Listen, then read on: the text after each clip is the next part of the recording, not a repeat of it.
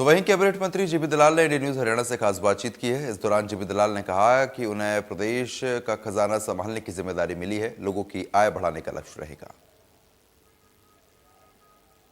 प्रदेश के मुख्यमंत्री नायब सैनी की ओर से तमाम मंत्रियों को पोर्टफोलियो जो है वो बांट दिए गए हैं। मनोहर सरकार में कृषि मंत्री जेपी दलाल को इस बार जो है वित्त मंत्री बनाया गया। इस वक्त हमारे साथ जेपी दलाल साहब मौजूद हैं। दलाल साहब, पहले कृषि मंत्री, अब वित्त मंत्री।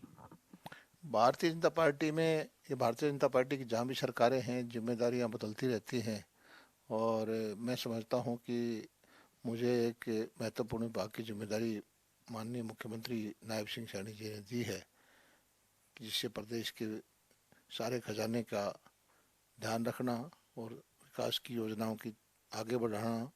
और मैं समझता हूँ कि मैं इसमें पूरी जिस तरह से मनोहर लाल जी ने जो रास्ता डाला है इस विभाग में, उसको आगे बढ़ाऊंगा। तो क्या प्राथमिकता क्या रहेंगी? खजाना मंत्री आपको बनाया गया। प्राथमिकताएं तो ये है कि ज़्यादा से ज़्यादा जो है सरकार का टैक्स कलेक्शन हो, रेवेन्यू ज़्यादा आए और जो पैसा है वो इंफ्रास्ट्रक्चर में, कैपिटल इन्वेस्टमेंट में, उसमें ज़्यादा खर्च हो, जो विकास की योजनाओं में ज़्यादा खर्च हो, प्रदेश के लोगों की आमदनी बढ़े, ऐसी योजनाओं में ज़्यादा खर्च हो, यही प्राथमिकता है। और बजट तो पेश हो चुका है, प्राथमिकताएं तय हो चुकी हैं। जो बजट में आया, अभी तो हमारा लक्ष्य ये रहेगा कि उसी दिशा में हम आगे बढ़ें। लेकिन विपक्ष लगातार कहता है कि आपका तो खजाना ही खाली है, कर्जा लगातार बढ़ता जा रहा है। वो तो अपने अपना देखने का नजरिया है। हमारा खजाना कभी खाली नहीं रहा। वित्तीय प्रबंधन मनोहर लाल जी ने बेहतर किया है। हम ही नहीं, सारी आरबीआई भी मानता है कि हमारे पड़ोसी प्रदेश हैं उनसे ज़्यादा अच्छा हमारा वित्तीय प्रबंधन रहा है। और जो उनकी गाइडलाइन है, जो पैरामीटर्स हैं, उसी के तहत हमने जो लोन लिए हैं और उससे बाहर हम निकले नहीं हैं, बिल्कुल उसके तहत ही हमने काम किया है। एक आखिरी सवाल लूंगा आपसे। अरविंद केजरीवाल को ईडी ने गिरफ्तार कर लिया शराब घोटाले में। अपने आप को बड़ा ईमानदार जो है वो बताते थे कि हमसे बड़ा ईमानदार कोई नहीं है। अरविंद केजरीवाल एक पहेली है राजनीति में, जो हर वक्त पलटते रहते हैं। अन्ना के आंदोलन में क्या कह के आए थे कि मैं कोई राजनीति में हिस्सा नहीं लूंगा, उसको ठोकर लगाई। बहुत सारे आंदोलनकारी उनके साथ थे, सबको धीरे धीरे कर उनको धता बताई।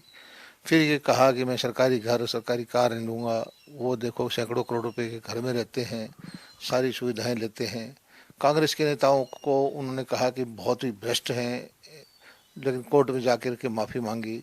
तो मैं समझता हूं कि अरविंद केजरीवाल जी ने राजनीतिक आदमी जितने भी हैं, सभी पार्टी के लोगों की स्तर को गिरा दिया है। लोगों का विश्वास ही उठ गया है कि ऐसा आदमी जो एक आंदोलन के द्वारा आया और उसने जिस तरह से लोगों का जो गलत मिसयूज किया, राजनीति का प्लेटफार्म पर आकर के जिस तरह से दुरुपयोग किया, सभी लोग ये समझते हैं कि ऐसा नहीं होना चाहिए। शुक्रिया हमसे बातचीत करने के लिए। तो ये थे हमारे साथ वित्त मंत्री जेपी दलाल साहब, जिनका साफ तौर पर कहना है कि वित्त मंत्रालय को उभारने का काम किया जाएगा, क्योंकि मनोहर लाल जी ने पहले इस विभाग में काफी काम किए, तो और बेहतर जो है काम किए जाएंगे। इसके साथ साथ दिल्ली के मुख्यमंत्री अरविंद केजरीवाल पर भी वित्त मंत्री जेपी दलाल की ओर से निशाना जो है वो साधा गया। चंडीगढ़ से वीडियो जर्नलिस्ट जतिन के साथ साहिल रुखाया, इंडिया न्यूज।